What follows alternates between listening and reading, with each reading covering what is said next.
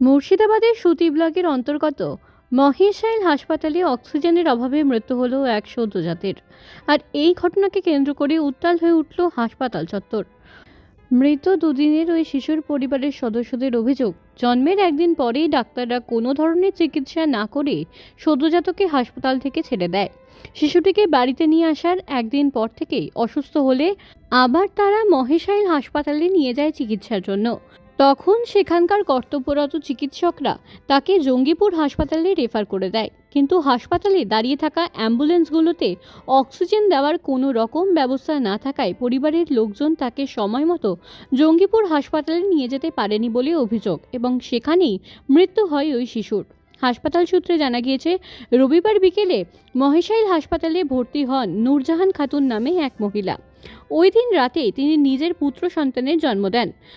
পরিবারের লোকজনদের অভিযোগ, নবজাতকের অবস্থা ভালো না হলেও হাসপাতালের ডাক্তাররা মা ও শিশুকে সোমবার রাতে হাসপাতাল থেকে ছুটি দিয়ে দেয়। শিশুকে বাড়ি নিয়ে আসার পর তার শ্বাসকষ্ট শুরু হলে আবার তাকে পরদিন হাসপাতালে ভর্তি করতে হয়। শিশুটির অবস্থার অবনতি হতে থাকলে কর্তব্যরত চিকিৎসক তাকে জঙ্গিপুর হাসপাতালে রেফার করে দেন। সেই সময় শিশুটির অবস্থা এতটাই সংকটজনক ছিল যে তাকে অক্সিজেন সাপোর্ট ছাড়া জঙ্গিপুর হাসপাতালে নিয়ে যাওয়ায় পরিবারের পক্ষে সম্ভব ছিল না। যদিও সুতির ওই হাসপাতালে অক্সিজেনের সুবিধাযুক্ত কোনো অ্যাম্বুলেন্স উপস্থিত না থাকায় ওই শিশুর পরিবার দীর্ঘক্ষণ হাসপাতালে অপেক্ষা করতে থাকে, কিন্তু তারপরও অক্সিজেন সুবিধাযুক্ত অ্যাম্বুলেন্স না আসায় তারা ধুলিয়ান থেকে অক্সিজেনের সুবিধাযুক্ত একটি বেসরকারি অ্যাম্বুলেন্স ভাড়া করেন। সেই অ্যাম্বুলেন্স করে শিশুটিকে জঙ্গিপুরে নিয়ে যাওয়ার সময় পথেই তার মৃত্যু হয়। সদ্যোজাতকে হারিয়ে শোকাহত পরিবারের অভিযোগের আঙুল তুলছে ওই হাসপাতালের স্বাস্থ্য পরিকাঠামোর দিকে। শুধুমাত্র অক্সিজেনের ব্যবস্থা না থাকার কারণে এইভাবে সদ্যোজাতকে হারিয়ে দিশেহারা পরিবারের সদস্যরা। মহেশাইল হাসপাতালের সামনে সারিবদ্ধভাবে দাঁড়িয়ে থাকা অ্যাম্বুলেন্সের একটিতেও অক্সিজেন দেওয়ার ব্যবস্থা না থাকায় হাসপাতাল কর্তৃপক্ষকে দোষারোপ করছেন তারা। রাজা, আমার বাড়িতে নাউরি।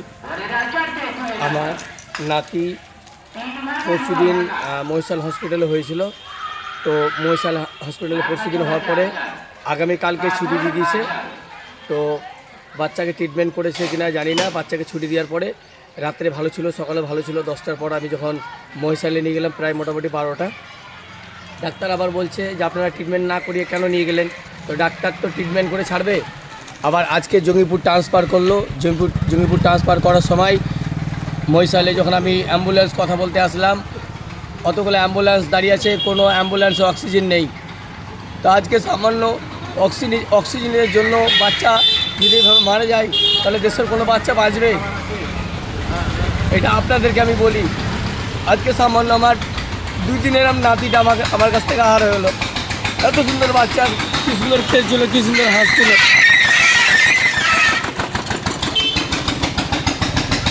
তো মহেশাল হসপিটালে কোনো অক্সিজেনের ব্যবস্থা নেই। মহেশাল হসপিটালে যতগুলো অ্যাম্বুলেন্স দাঁড়িয়েছে সব অ্যাম্বুলেন্স বেকার। আমি 3বার 4বার জিজ্ঞাসা করলাম যে অক্সিজেন কোন কোন গাড়িতে আছে, দেন বলছে কোনো গাড়িতে অক্সিজেন নেই। আজকে সামান্য অক্সিজেনের জন্য আমি বাচ্চাকে জঙ্গিপুর নিয়ে যেতে পারলাম না।